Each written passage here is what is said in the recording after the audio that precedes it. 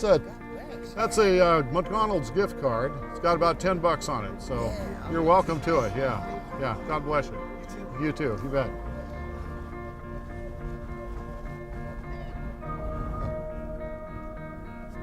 It's one of the ways that I practice giving. Is go out and buy these McDonald's gift cards, and then I give them to people who are having a hard time of it. Let's go get some coffee.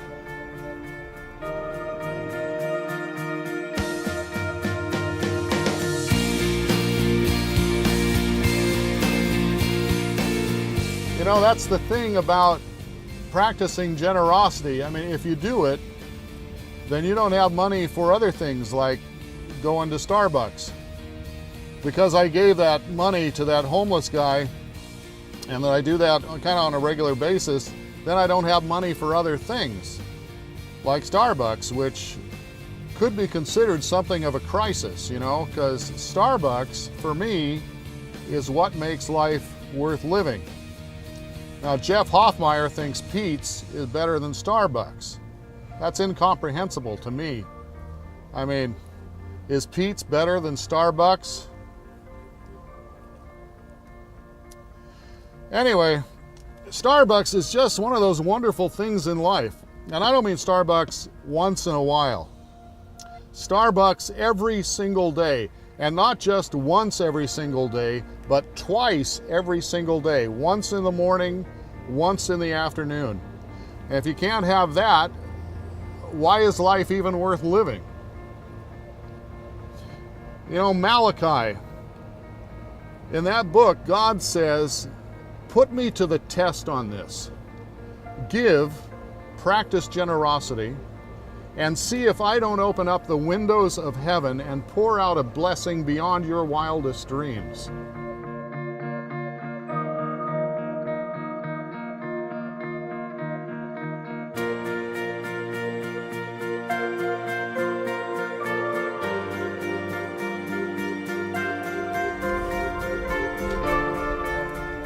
The question that confronts us is this: how much do we trust God? Do we trust God to the extent that we'll give a portion of what we have in order to accomplish what God wants to do in this world, even though that means that we can't do other things? Can't take the vacation that we've been dreaming about taking for years, or because of our giving, we aren't able to buy a Persian carpet for the living room. Or because we give what we give, we're not able to afford another car. How much do we trust God? Do we trust God to the extent that we really believe He's going to pour out blessings from the windows of heaven? And I'm not talking about, you know, giving or practicing generosity and then finding out that you've won the lottery, or that you're going to practice generosity and then find out that you've inherited a huge fortune from some relative you never even heard of. But do we trust Christ to fill our lives with a constant sense of His presence and His power?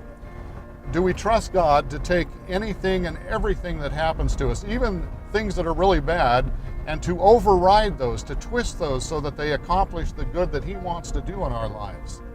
Do we trust God to make us better at resisting evil and make us better at resisting temptation? Do we trust Jesus to enlist us and then equip us to be His agents for bringing His good to the lives of others? Do we trust God to the extent that we would give and practice generosity, believing that God can make our lives that significant? Do we trust God that much? Do I trust God that much? I think I do.